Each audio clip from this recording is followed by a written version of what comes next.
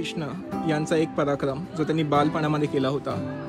पुतना नावाची एक राक्षसीन होती, तिने भगवान श्रीकृष्ण यांना विषारी दूध पाजण्याचा प्रयत्न केला होता आणि त्यात तिला सद्गती प्राप्त झाली होती।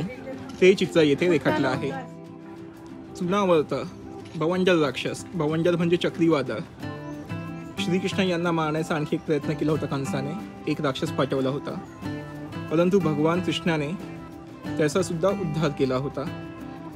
चुनावर्त याचा अर्थ काय आहे की आपण भौतिक आयुष्यामध्ये आपल्याला जे यश मिळतं, आपल्या मनामध्ये अहंकार होतो आणि आपण हवेत जातो, त्याचंच प्रतीक हे चुनावर्त राक्षस आहे।